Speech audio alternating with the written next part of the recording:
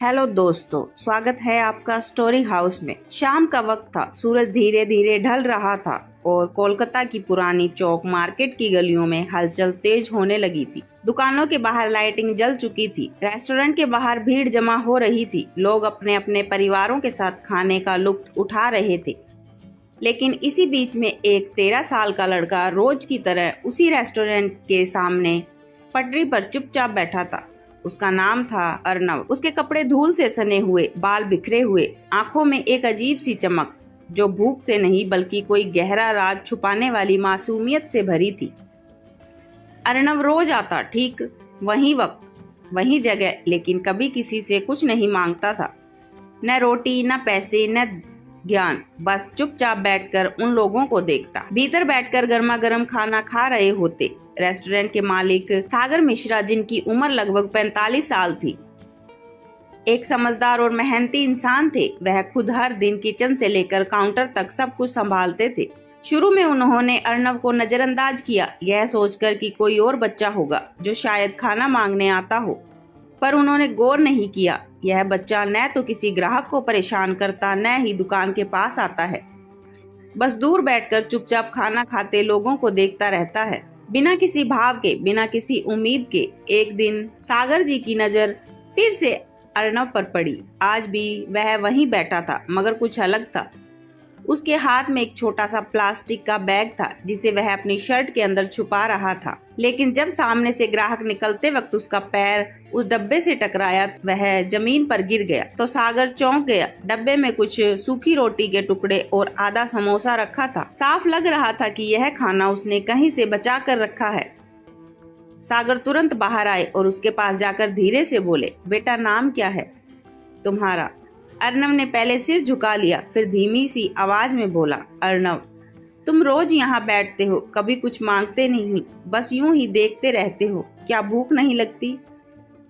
अर्नव ने कुछ नहीं कहा, बस अपनी झुकी नजरें उठाई और उस डब्बे को वापस अपनी शर्ट में छुपाने लगा। सागर ने प्यार से कहा, चलो आज अंदर चलते हैं, जो मन करे वो खाओ, कोई सवाल नहीं पूछूंगा। आर्यन ने पहले तो इनकार किया और संकोच उसकी आंखों में साफ दिख रहा था। लेकिन जब सागर ने उसकी कलाई थामकर हल्की सी खींची तो वह चुपचाप उनके साथ चल गया।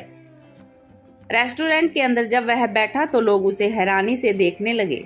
मैनेजर से लेकर वेटर तक सब सोचने लगे, यह बच्चा कौन है? सागर ने उसे गर्मा गर्म खाना परोसने को कहा। आर्यन ने बड़ी विनम्रता से प्लेट ली, लेकिन जैसे ही पहला निवाला उसके सामने आया, उसने जल्दी से कुछ निवाले डब्बे में डालना शुरू कर दिया। सागर सब देख रहा था और अब उनके मन में सैकड़ों सवाल उठने लगे। रेस्टोरेंट में बैठे ग्राहक अब भी अर्नव को घूर रहे थे। कोई हैरान था, कोई असहज, लेकिन आर्यन का ध्यान किसी पर नहीं था। वो धीरे धीरे प्लेट से खाना निकालकर अपने डब्बे में डाल रहा था और सिर्फ कुछ ही कोर खा रहा था। सागर मिश्रा जो सब कुछ चुपचाप देख रहे थे, अब वो खुद को रोक नहीं पाए। उन्होंने कुर्सी खींचकर अर्नव के सामने बैठते हुए कहा, बेटा ये खाना तुम नहीं खा रहे बल्कि डब्बे में रख रहे हो।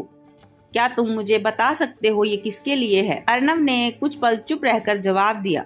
उसकी आवाज बेहद धीमी थी, अम्मा के लिए। सागर का दिल एकदम कांप उठा। उन्होंने धीरे से पूछा, तुम्हारी अम्मा कहाँ है? अर्नव ने अपनी नजरें नीचे रखते हुए जवाब दिया, घर पर है, बीमार है, 2 हफ्ते से उठ नहीं पाई, कुछ खाती नहीं, सिर्फ पानी पीती है। जब भी कोई ढाबे से बचा कुचा खाना देता है तो मैं बचा लेता हूँ उसके लिए। यह सुनते ही सागर की आंखों में नमी आ गई। भीड़ भाड़ वाले रेस्टोरेंट की चहल पहल के बीच अब एक गहरा सन्नाटा सा उनके भीतर उतर चुका था। तुम स्कूल नहीं जाते? सागर ने पूछा। उसने हल्की सी मुस्कान के साथ कहा, पहले जाता था, अब माँ बीमार हो गई, अब घर संभालना है, खाना लाना है, स्कूल का वक्त नहीं बचता। सागर समझ चुके थे कि यह बच्चा केवल भूखा नहीं है बल्कि हालातों से लड़ता एक सच्चाई है। उसने कभी किसी से कुछ नहीं मांगा, किसी के सामने झुका नहीं, बस चुपचाप अपना फर्ज निभाता रहा। सागर ने तुरंत स्टाफ को बुलाया और कहा, इस बच्चे के लिए एक और थाली तैयार करो, लेकिन इस बार एक डब्बा पैक और करना है, इसकी अम्मा के लिए। अर्नव कुछ कहता उससे पहले सागर ने उसका सिर सहलाते हुए कहा, बेटा यह तुम्हारा हक है, आज से यह रेस्टोरेंट तुम्हारे लिए हर रोज खाना देगा। तुमसे कुछ लिए बिना रेस्टोरेंट में खड़े लोग अब भौचक्के थे, कुछ की आंखें नम थी और कुछ सिर झुकाए खड़े थे। कई तो सोच रहे थे कि हम भी रोज इस बच्चे को देखते थे, लेकिन कभी कुछ नहीं पूछा और धीरे से बोला, साहब आप बहुत अच्छे हैं, लेकिन मैं रोज नहीं आ सकता, अम्मा को अकेला छोड़कर डर लगता है। सागर ने मुस्कुराते हुए कहा, तो फिर हम चलें, एक बार तुम्हारी अम्मा से मिल लेते हैं, शायद हम कुछ मदद कर सके।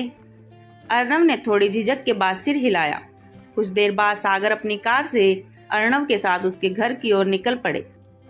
एक संकरी गली, टूटी सी झोपड़ी और भीतर अंधेरा। कमरे के कोने में एक पतली चटाई पर एक औरत लेटी थी जिसकी हालत बेहद नाजुक थी।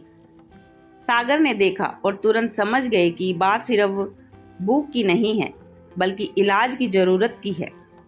उन्होंने झटपट डॉक्टर को फोन किया और अर्णव की मां को पास के अस्पताल में भर्ती करवाया। अर्णव की आंखों में पहली बार सुकून और विश्वास की चमक थी। उसने कभी नहीं सोचा था कि एक रेस्टोरेंट का मालिक का दिल इतना बड़ा हो सकता है। अर्णव की मां को अस्पताल में भर्ती करवाकर सागर जी ने डॉक्टर से कहा, पैसे की चिंता मत करना डॉक्टर साहब, इलाज पूरा और अच्छा होना चाहिए, यह बच्चा अकेला नहीं है। डॉक्टर ने पूरी ईमानदारी से इलाज शुरू कर दिया। दवाइयां दी गई, जांच की गई और धीरे धीरे अर्णव की मां की हालत में सुधार आने लगा। अर्णव अस्पताल के कॉरिडोर में बैठा सागर की तरफ देखता रहा। उस बच्चे की आंखों में जो कृतज्ञता और विनम्रता थी उसे शब्दों में नहीं कहा जा सकता। साहब आप क्यों कर रहे हैं ये सब, मैं तो आपको जानता भी नहीं, सागर ने उसके कंधे पर हाथ रखते हुए कहा। बेटा तुम्हारे जैसे बच्चों ने मुझे जिंदगी का असली मतलब सिखाया है। तुम्हें भूख में भी कभी हाथ नहीं फैलाया। तुझमें खुददारी है, इज्जत है और तू अपनी अम्मा के लिए हीरा है। अगर मैं तेरी मदद नहीं करूंगा तो फिर इंसानियत का क्या मतलब। यह सुनते ही अर्णव की आंखों से आंसू बहने लगे और वह सागर के पैरों की ओर झुक गया, लेकिन सागर ने तुरंत उसे गले से लगा लिया। कुछ हफ्तों के बाद अर्णव की माँ बिल्कुल ठीक हो गई। डॉक्टर ने कहा, अब ये घर जा सकती है, लेकिन आराम की सख्त जरूरत है। सागर ने उसी दिन एक और कदम उठाया। उन्होंने अर्णव और उसकी मां को अपने ही रेस्टोरेंट के ऊपर बने एक छोटे कमरे में शिफ्ट करवा दिया, जहां वे साफ सुथरे माहौल में रह सके। अर्णव को एक स्थानीय स्कूल में दाखिला दिलाया गया। सागर ने कहा, पढ़ाई करेगा, बड़ा अफसर बनेगा। अर्णव ने मुस्कुराते हुए कहा, हाँ बनूंगा साहब, और फिर आपकी तरह किसी जरूरतमंद की मदद करूंगा, कसम से। मुझे रेस्टोरेंट के स्टाफ ने भी अर्णव को प्यार और सम्मान देना शुरू कर दिया। वो सबका चहेता बन गया। लोग जो कभी उसे नजरअंदाज करते थे, अब जब रेस्टोरेंट में आते तो पूछते, अर्णव कहाँ है। कुछ महीनों में अर्णव की पढ़ाई में इतनी प्रगति हुई कि उसे स्कूल से साल के सबसे मेहनती छात्र का इनाम मिला। जब अर्णव ने यह इनाम सागर को दिखाया तो उन्होंने कहा, यह नाम तेरा नहीं, मेरी जिंदगी का सबसे खूबसूरत तोहफा है। समय बीतता गया, लेकिन वह एक दिन जब चुपचाप बैठा बच्चा सड़क के किनारे से उठाया गया था, आज समाज के लिए एक प्रेरणा बन चुका है। अर्णव की कहानी सिर्फ भूखे बच्चे की नहीं है, बल्कि एक ऐसी आत्मा की है जो स्वाभिमान के साथ जिंदा है, जो माँ के लिए खाना बचाता था और जिसने कभी कुछ नहीं मांगा, बस इंतजार किया कि शायद कोई समझे। सागर जैसे लोगों का होना इस समाज में रोशनी की किरण जैसा है, जहां हमसे कई लोग किसी को देखकर मुंह फेर लेते हैं।